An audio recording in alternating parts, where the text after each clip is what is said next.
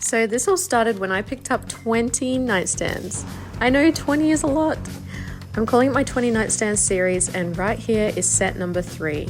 The idea for this one came from my little brother. He said, why not make them look like Marshall speakers? And honestly, I loved that idea. So I grabbed some trim and these mesh placemats that I had lying around for years, and I'm lining them up to see how they'll fit on the drawers.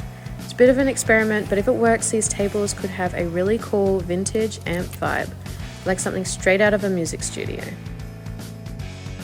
So next up was sanding.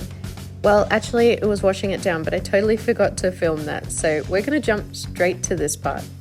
It's been a while since I used an electric sander, but my back was definitely thanking me. Hand sanding is so brutal on your back. And it took me about 30 minutes, not including any breaks, to scuff sand both of these nightstands. And of course, it would not be a furniture flip if there wasn't a few mishaps along the way. But that's okay, just keep calm and continue on sanding. So once sanding was done, it was time to give it a wipe down and move straight onto primer. I gave both the nightstands a good coat to seal everything in. After it dried, I did a light sand just to smooth it out, and I made a couple of small repairs, just a little wood glue to fix the peeling veneer.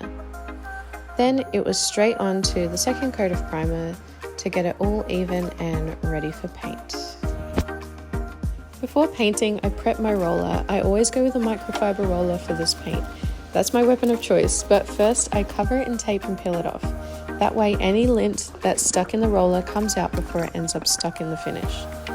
For this project, I'm using Porter's all-in-one paint in the color Peacock. It doesn't include a primer, but it does have a built-in top coat, which saves having to buy any separate one, and yeah, that's going to save you money. I applied around 4 coats in total, sanding lightly between each coat, of course, to keep the surface really smooth. Now it was time to work on the speaker fronts. I took the placemats that I had prepared earlier and I glued them onto the drawer fronts with a little wood glue. I didn't want to use too much because I didn't want it to come through the top. Then I clamped them down to make sure they stayed nice and tight, and once that dried, I cut some trim that I picked up from the Bunnings craft section to make a frame around the edges. The plan was to screw in the trim, but the wood was so brittle that as soon as I tried, it split right in half. Furniture to project 0. So instead, I swapped over to nails to secure it, and that worked just fine. After that, I filled in all the nail holes and the other holes I'd made with wood filler to clean it all up. I also wanted the edges of the drawers to look neat, so I filled in the gap between the trim and the drawer. I used 2 different fillers for this. First, a thicker one to pack in the deeper gaps, and once that dried, I sanded it back and went over it again with more of a fine surface filler to smooth everything out. Yes, 2 fillers, because apparently 1 isn't enough, but it gave me a really clean, seamless finish that I was after, which will look really good once it's painted.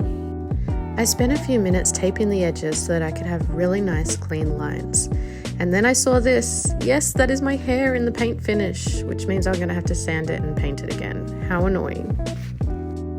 For the trim, I've got a little trick. Instead of taping everything off, I just slide a piece of paper over the section I don't want painted and brush along the trim. Quick and easy. And once that dried, I peeled off all the tape that I'd put down earlier so that I could get those nice clean lines. I also left the bottoms natural wood so the contrast would show through. Then it was time for the handles. To get them even, I measured a strip of tape, marked out the screws for the handles on it, and lined it up across the drawer front. After pre-drilling, I added the screws, and Charlie even helped me tighten them up a little bit. For the second drawer, I reused the same strip of tape. The only problem was the drawer looked the same at the top and the bottom. I accidentally stuck the tape on the upside down. Luckily, I caught it just before I drilled. Crisis averted. Then I lined it up properly, drilled the holes, and got the second handle on. I wanted to add a little unique touch to these, so I picked up a record wall rack to attach to the side of one of the tables. I just thought it would give it a little extra flair. The only problem was when it arrived, the gold was nothing like I expected, and the screws were black. And since the screws were going to be visible, that really wasn't going to work. So I spray painted the whole thing gold to match. And once that dried, I brought the tables inside and attached the rack to the side. and instantly it gave them that little standout detail that I was looking for. Finally, it was time to stage, and this part was a little tricky because the style is a little different to what I usually do. But my brother came through, he brought over a few records and this really cool Guinness sign that really fit the vibe perfectly. All up, here's the cost breakdown. It was a little bit more than I thought, to be honest, but not too bad for turning a pair of plain nightstands into a mini Marshall style speaker. Well, that is set number 3 out of the 20 nightstand series done. So if you're enjoying watching these flips, don't forget to like, follow, and let me know what you think in the comments.